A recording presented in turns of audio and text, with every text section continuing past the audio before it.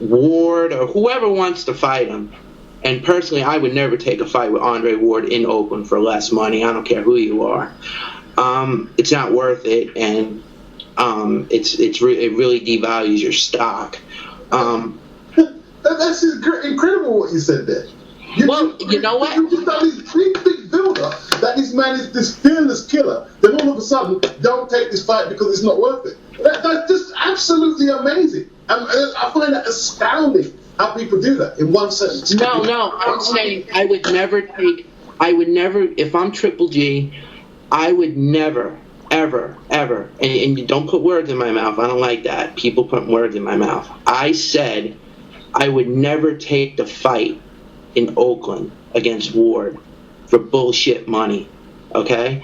You know why? Because it devalues your stock if you take less money and say you lose your belt. You know, listen, they offered Robert Stieglitz a fight with Ward in Oakland. You know what his promoter did when he heard the amount of money that they were supposedly going to get for the fight, which was ridiculous and not even worth the fight? He laughed at Goosen and hung up. What do you want the man to do? People are not going to fight Andre Ward for shit money. I mean, if it's on a level playing field and it's for good money, then he should take the fight.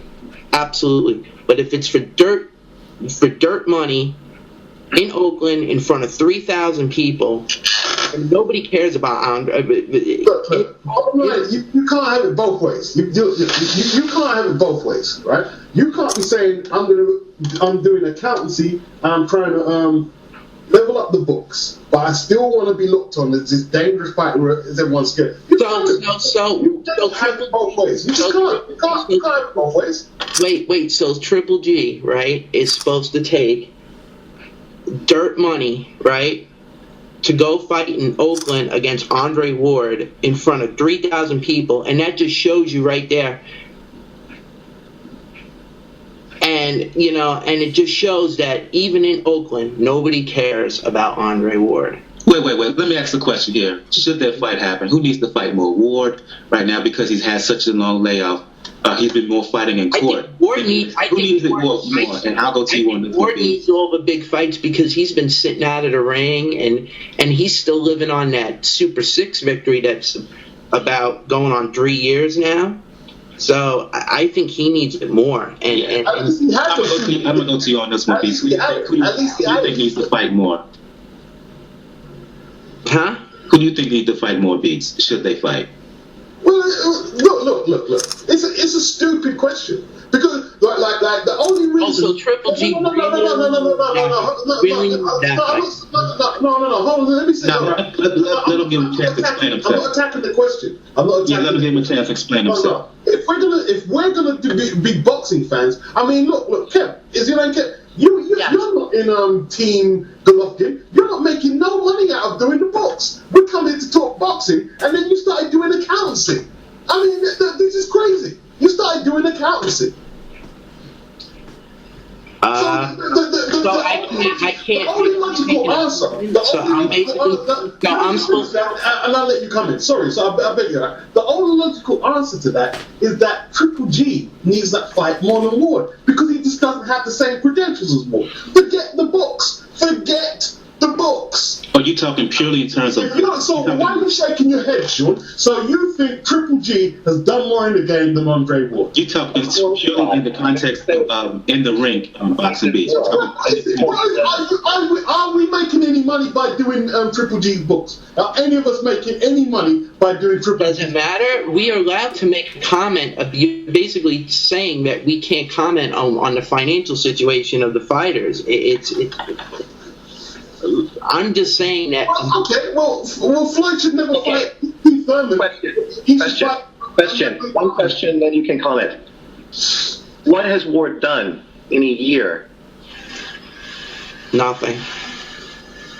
What has Golovkin done in a year? He's stayed busy and he's fought and he's built his brand and he's a popular fighter. And it's not about money, it's about popularity. Boom. Boom what? Boom. What? I'm not talking about money. I'm not talking about accounting. You guys are basically writing off the fight. He doesn't need to fight. Well, no, I agree. Look, I agree with you guys. Triple G doesn't need to fight Wood. He doesn't need to fight no one. He doesn't need to fight him. If the next defense, let's see, who should he go for? Murray. Who should he fight? I agree with you. Anything you guys say, I'll agree with. No, I disagree with it. He doesn't need the Ward fight. He doesn't need who else don't he need? No, we're not saying that. He does need the Ward fight, no doubt about that. I feel like What does Ward need to fight? What do you mean Ward needs to fight? Who does he need to fight? People should be wanting to. If you think you're an elite boxer in 2014 at 160 and 168, you should be looking to challenge yourself against Andre Ward. Anything else is ducking or looking for the easier path to resistance. Okay. Anything else is looking for the easier path to resistance. Excuse me, Pete. So you talking about in terms of his resume, in terms of what he's done in the ring alone? What else could we be talking about? The Super 6 winner. Listen. I think somebody has the impression that Triple G is a ducker, and I don't think that's a fair assessment of the man. Okay. No. I didn't accuse. I accused you of doing the books. I wasn't actually playing. I accused me of doing the books. Yeah, you were doing his books, man. You were doing accountancy. Well, listen. That's not viable. Why the fight's not viable? You were doing accountancy. Yeah, well, because it's true. You're going to be fighting for dirt cheap money if you fight Andre Ward in Oakland in front of a few thousand people. It's not like you're getting millions. So what? You won't be getting more than what he fought Rubio. Do you know what he got to fight Rubio? So you don't think you get more than fight? So you're telling me a fight with Rubio is worth more to Triple G than a fight with Ward? Is that that's what I'm asking. I'm not saying that. I'm just saying that a fight like that, he should get paid at least a couple million for that fight. That's all I'm saying. But you can laugh all you want, okay? I'm not doing the books for anybody, but I'll tell you this: there's no one should ever take dirt money to fight Andre Ward in Oakland. I think he's that good. Right? Is he that good yet? Is he that good? I didn't say it wasn't about Golovkin being good or better than. Is Ward that good? I'm saying, is Ward that good? Is that what you're saying? I think he's a great fighter, but he just so is. Good that you should expect the maximum. I mean, like you should make sure you squeeze everything out of it, or not just. Or Absolutely, but the thing is to see the difference with Ward. The difference with Ward is. He's not fighting. Triple G is calling out the best and defending his title while doing that. That's the difference. There's a difference here. You know, it's not. I'm not saying Ward wouldn't beat him or Ward is not as good as Triple G or anything like that. I'm saying that he's not fighting and he's living on. 3 years ago in the Super 6 when he beat Brock, and he beat Kessler, and he beat Abraham, and he beat all these guys that are now gone on and done notable things while he's still sitting on the pine. You know? It's like the world doesn't stop for Andre Ward. That's what people don't understand, and people are going to label him as a top 3 pound for pound. He doesn't fight enough to be, you know. Well, he still is, in my opinion, based on solely what he's done up until... Okay, what has he done in the last 3 years, Mike? Tell me what he's done. One top fighter. You're right. Unmute my friend. Hey, Mike, can I jump in, Mike? Yeah, Ben is joining us. Unmute, Ben, go ahead, Ben. I just want to give my opinion on this, what you guys are talking about right now. Am I echoing? A little bit. A little bit. But go ahead. All right, I completely agree with Beats. Like, why are we talking about this guy's finances? And you're talking about you should get a lot of money to fight Andre Ward, but Delvin Rodriguez got $1 million before he got fined $100,000 for not making the weight to fight Andre Ward in Oakland. And where I come from, $1 million is a good payday, especially for Golovkin, who's never made that type of money in his career. So we can talk about what a guy should do. Let me finish my statement. Why are you jumping in? What's the excuse for not fighting a man when you're going to make at least $1 million? What's the excuse? I don't see one, because you're talking about you shouldn't fight him for an amount of money, but Golovkin's never made $1 million in a fight, and Delvin Rodriguez made, well, he would have made $1 million if you'd have made the weight for fighting Andre Ward in Oakland. But then there's no excuse.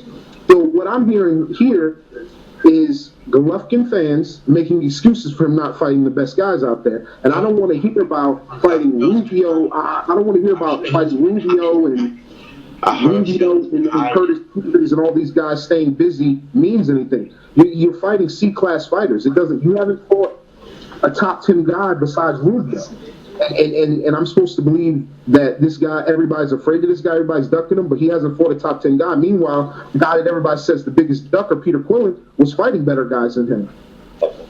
So what are we talking about? Go ahead, Kim, before we move on. Before we move on to final comments before we move on to other fights. Quillen fighting better guys. Okay, let's name who he fought. Let's start with who he fought compared to. Let's start that. Let's break out Quillen's resume. And I feel that's just like an insult, like to even like compare. Hassan Ndam is better than anybody that Triple G has ever fought. So you don't need to look at his resume. An old Winky White is better than anybody Triple G has ever fought. Yeah, right. That was retired for 4 years. I don't need box rec like you. I can do this off the top of my head. An old Winky White was better than anybody. Would beat everybody that Triple G fought to this day. And Dom would beat everybody that Triple G's fought this day. And Peter Quillen beat both those guys. A Winky Wright who's been out of the ring for about 4 years is better. Is a great win. So you're telling me Curtis Stevens. So you're telling me Curtis Stevens would beat that version of Winky Wright? Because if you say that, you're lying to yourself. You're telling me that Rubio would beat that version of Winky Wright? If you say that, you're lying to yourself. Well, in fact, if you're from Brooklyn, I wonder why we're so biased. Oh, come on, Wright's not from Brooklyn. What are you talking about? No, I'm talking about with Quillen trying to make him like he's better than what he really is. Newsflash, guy. Peter Quillen's not from Brooklyn. He's from Michigan. He just lives in Brooklyn. So you got to get your... that's the point. That's the point. You're biased. Yeah, I'm biased for a guy that's not even from where I'm from. Oh, yeah, that makes a lot of sense. So, Ian, if Denam is better than anybody that GG fought, why did he run away from the fight? I don't know why Ndam made a decision to do what he did. That's not what I'm stating. I'm stating that Ndam is better than anybody that Triple G has beaten. Well, I didn't say he was better than Triple G. I said Peter Quillen's resume is better, and I got facts to back that up. Yeah, you're biased. I mean, Denam has had one big victory against I'm talking about resume.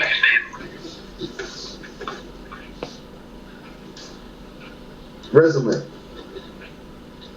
Who has he beat? We've been hijacked. Nah. Look, I don't mind. Nah, we've been hijacked, bro. This is fucking joke, man. Nah. I don't think it's... Because none of these people would ever say it to my face, like what they're going on about. What do you mean? Say what? You mean? Say what? It's fine. No, not fine. When people start insulting me and talking, your name. We just challenged your points, and you're getting. When did you get insulted? When did you get insulted? We did somebody. You know what? I see this thing. This is the funny thing about people like that. I slap when they talk like. Come on now. Let's let go there on this show. No, I would slap him. You see, talking about slapping people that he doesn't know. And I'll say this, Mike, and I'm gonna be respectful for you because I like you, Mike. Whatever your name is, Kent, you would never slap me, guy. That would never happen. We'll see, buddy. We'll see. I guarantee you that. and you're making yourself look so foolish over YouTube. Shawn and me and Shawn argue all the time, but Shawn is not getting, oh, I'll slap you, and nobody's saying that to him. He free with the way I say it, if you slap me, you slap me. But you know, I mean, I don't feel under no threat from me, so I'm not going to retaliate to you on that. If you're going to slap me, slap me. After what? We can validate any points you make, yeah? Yeah, we can go all night about this. Let's move on and talk about other fights because it's getting a little bit heated here, too heated as far as I'm concerned. And talk about the undercard of the feature of Golovkin and Rubio. And we have to listen to bitches all night. Oh, come on now, kid. Come on now. I know these dudes now. No, I don't care if you know them. They want to talk shit. I'm going to talk shit. But what else you got? Let's talk about No.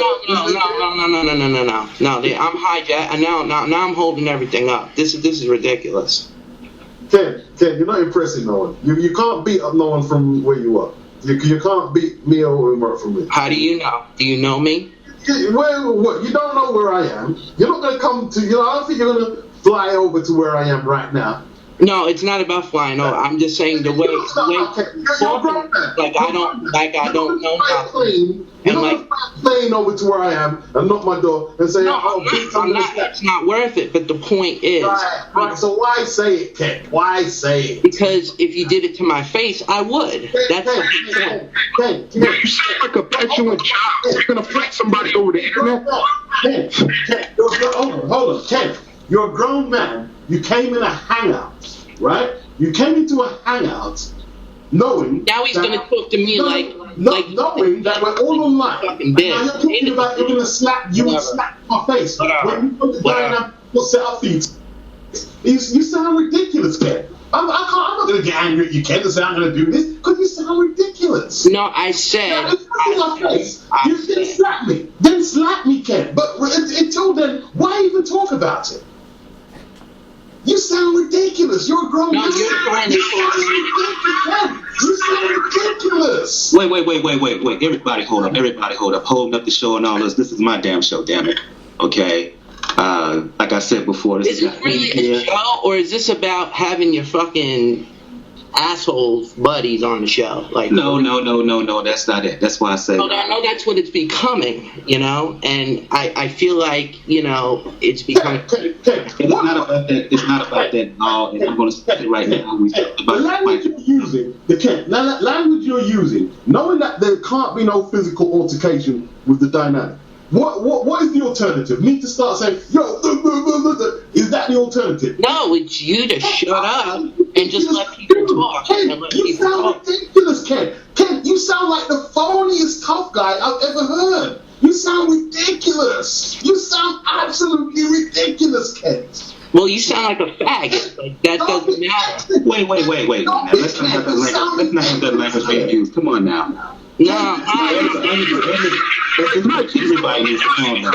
Everybody needs to calm down at this point. Everybody. Mike, you got the gayest sounding voice, and you're saying about faggot. You have the gayest sounding voice I've heard. What are you shut up, man. No faggot calling here, no threatening to slap, no responding, all that. Let's move on, please. Or I have to cut the show off, and we can do this next week.